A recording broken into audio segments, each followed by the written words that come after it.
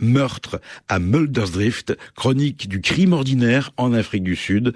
Solène que l'on retrouve pour en parler dans un quart d'heure. Voici son reportage. Gaël a apporté une bouteille de mousseux parfumé à la pêche pour fêter son anniversaire. Ça tombe bien, les habitants de Clinic Road se retrouvent aujourd'hui pour un barbecue de voisinage à midi au Frog and Toad, le pub local. Clinic Road, c'est une rue à l'apparence tranquille qui serpente dans les champs de l'est de Johannesburg. Des petites fermes, 8 hectares en moyenne, où on élève vaches et chevaux. Scène de la vie ordinaire, le fils de Shannon, un ado, tanne sa mère pour être le premier homme à jeter les saucisses sur le grill. Et la conversation roule sur les sujets habituels chez ce groupe de fermiers. La jument de Vanessa est finalement enceinte. Le fils de Luigi se marie aujourd'hui. Dean s'est fait piquer par un serpent. Rien de trop sérieux, juste un mal de tête atroce qui a disparu juste à temps pour lui permettre de venir trinquer avec les voisins.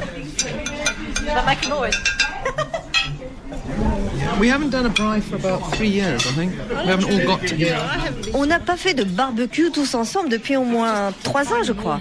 C'est juste pour retrouver de la normalité.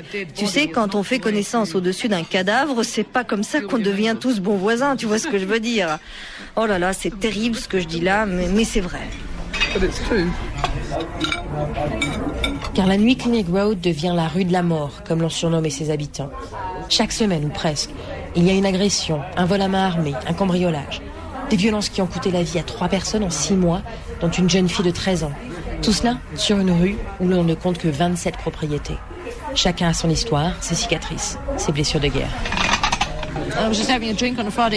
On prenait l'apéro du vendredi soir. Je me lève, j'ouvre la porte et là, un type me pousse sur le côté et rentre dans la maison. Puis le tir est parti. J'ai vu que la chambre d'amis était ouverte, alors je me suis enfermée dedans.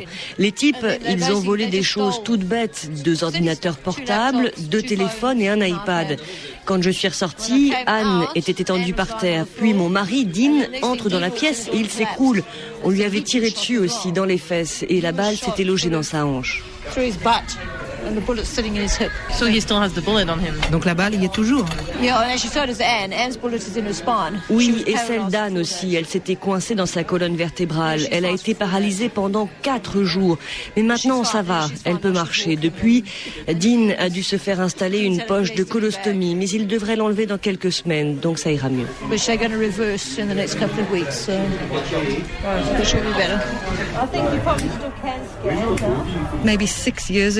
Ça a commencé à être un problème il y a environ 6 ans. La première chose que l'on a fait, c'est d'acheter de gros chiens. Ensuite, on a installé des barrières de sécurité à l'intérieur de la maison pour isoler les chambres à coucher. Ensuite, on a dû refaire la barrière autour de la maison pour que ce soit plus sûr. Et puis, on a installé des lumières dans le jardin pour faire plus de sécurité. Enfin, on a fait mettre un système d'alerte connecté à une compagnie privée de sécurité avec un bouton à presser en cas d'attaque. Et puis de là, on a fait installer des rayons laser autour de la maison. Comme ça, dès qu'il y a un mouvement, l'alarme se déclenche. Mon mari a une arme, un calibre 38. On l'enferme dans le coffre-fort pendant la journée. Mais la nuit, quand on va se coucher, on la prend et elle reste avec lui sur la table de chevet. Ah ouais, c'est devenu de pire en pire. Et maintenant, dès que le soleil se couche, je rentre les chiens, je ferme la porte à clé et on reste enfermé jusqu'au matin. On ne sort sous aucun prétexte. C'est absolument terrifiant de vivre ici. On se sent prisonnier dans notre propre maison.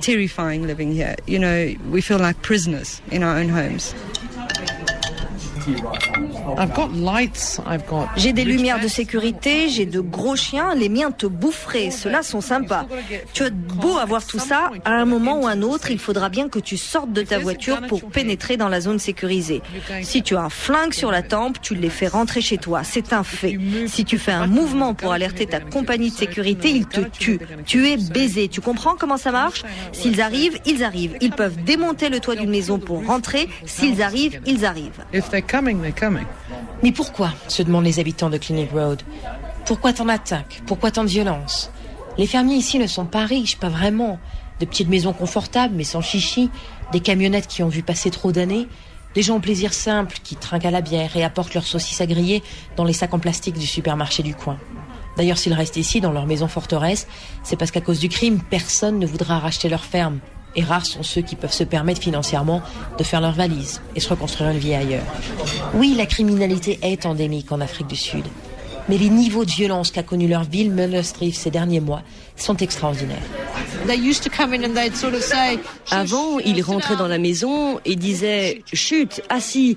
Ils ne te tiraient pas dessus. Ok, ils pouvaient te foutre une petite rouste, mais maintenant, ils tirent pour tuer.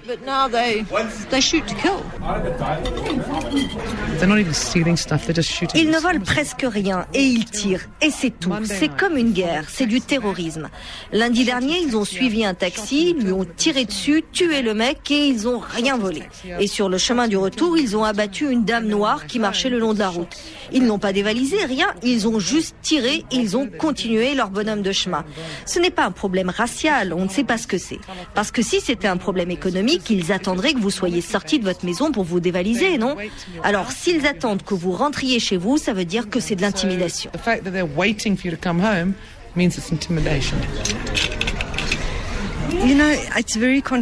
Vraiment, on ne sait pas quoi penser. C'est peut-être un gang et ça fait partie de leur rituel d'initiation. Soit ça, soit ils ont perdu tout respect pour les vies humaines.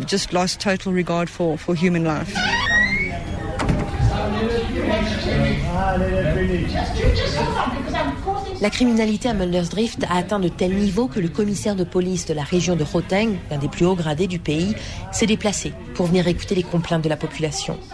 L'église du village est pleine à craquer, le ton monte, les frustrations explosent.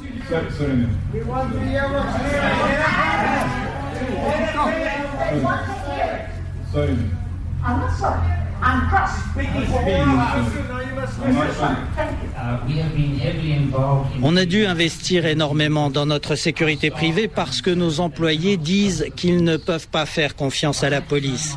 Si je gérais mon affaire de la même façon que vous gérez la station de police et le service de police à Mulder's Drift, ça fait longtemps que j'aurais fait faillite.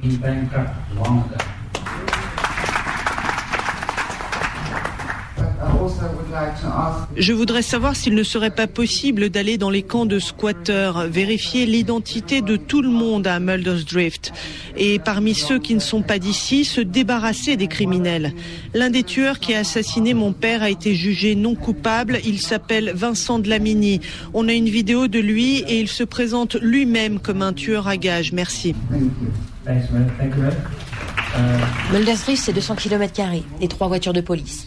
Des niveaux de crime urbains dans un environnement campagnard où les criminels peuvent disparaître en un claquement de doigts, reconnaît le commissaire Petros. Les problèmes d'aujourd'hui ne sont pas les mêmes qu'il y a 30 ans, il faut bien le reconnaître. Il n'y avait pas de camp de squatteurs il y a 30 ans. Il n'y avait pas de logement social parce qu'il n'y avait pas de programme social il y a 30 ans. Il n'y avait pas de chantier où les travailleurs avaient le droit d'habiter sans être surveillés étroitement il y a 30 ans. Le crime ici est un crime très organisé.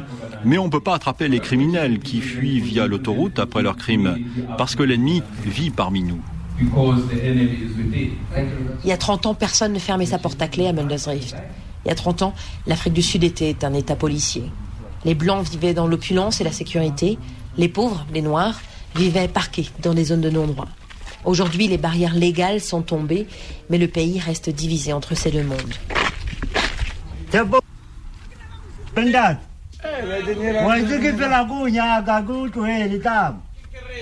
Le camp de squatteurs de Thabo Mbeki, sur la commune de Mulder's Drift, a émergé il y a une dizaine d'années. Des petites maisons en tôle ondulée où les femmes bichonnent quelques plants de maïs pour s'assurer un peu de pape, même lorsque les finances sont au plus serrées. Ebrahim Tite, le leader communautaire, s'était déplacé jusqu'à l'église pour participer à la réunion avec le commissaire de police. Car ici aussi, comme chez les Blancs, le crime est omniprésent. Et les gens donc, qui sont ici, à peu près un millier de personnes, vous m'avez dit, est-ce que vous vous connaissez tous ? Il n'y a que peu de gens que je ne connais pas. Regardez par exemple, ces deux hommes-là, ils sont nés et ils ont grandi dans le coin. Lui, c'est un pasteur. Donc, vous voyez, il y a des gens bien qui habitent ici. Hi, I'm Solène. Solène, my name is Semi. Nice to meet you. Nice to meet you too. Quand on marche dehors le soir vers 18h, on marche la peur au ventre. Et cette peur, ça nous détruit de l'intérieur. Qu'est-ce qui pourrait changer cette situation ? Si le gouvernement installait de l'électricité ici, au moins, ça ferait diminuer le crime dans notre village.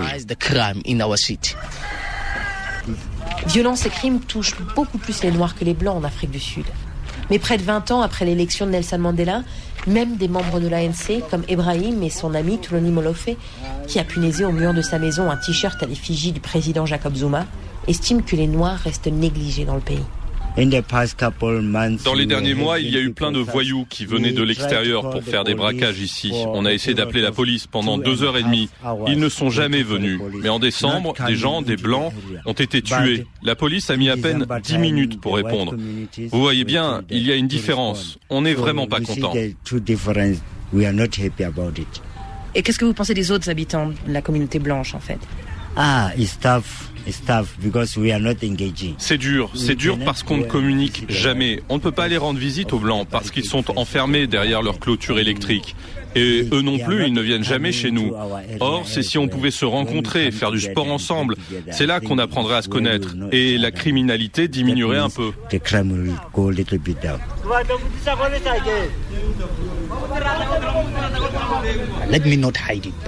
Faut que je vous le dise, il ne faut pas se voiler la face, les Blancs n'ont pas changé.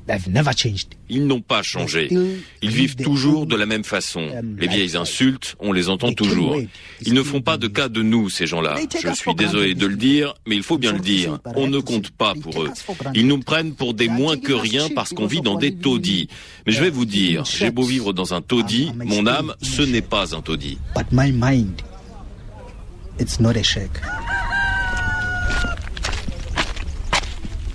On est ici à midi, en fait, dans votre communauté, et les chemins, enfin, si on peut appeler ça vraiment des chemins, mais ils sont pleins. Il y a plein de gens qui sont sur le bord de leur maison, ou des hommes qui boivent dans la taverne, les femmes qui discutent. Ça se voit qu'il y a beaucoup de chômage. Alors, dans ces cas, comment est-ce qu'on vit si on ne peut pas avoir de travail et de revenus? C'est dur pour eux. Qu'est-ce qu'ils peuvent faire? C'est ce qui crée la criminalité, parce que si vous n'avez pas d'argent, alors vous attendez les gens qui reviennent du travail, vous les volez. Prenez ce qu'ils ou elles a sur eux. C'est pour ça que ce problème du crime, ça touche la communauté blanche. C'est parce qu'ils sont riches.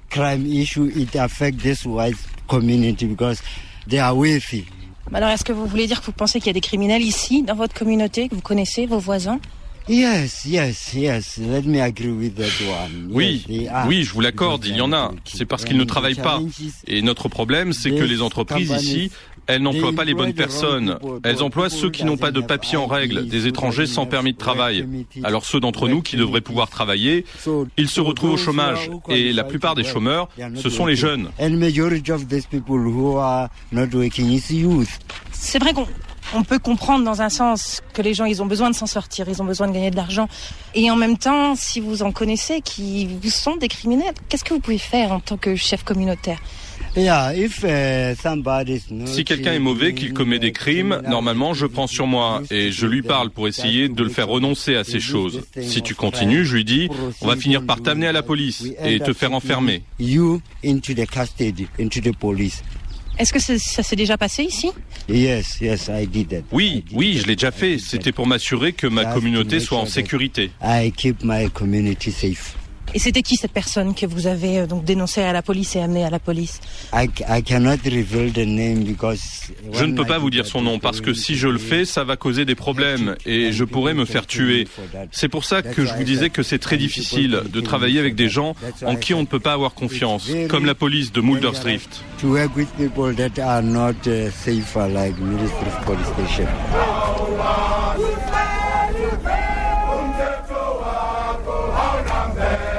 Tout le monde à Mulder's Drift, blanc comme noir, est d'accord. Pour éradiquer le fléau du crime, il faut la coopération de tous. Mais sans confiance, cela reste plus un rêve qu'une réalité. Meurtre à Mulder's Drift, un grand reportage de Solène Honorine, réalisation Eva Mozienski.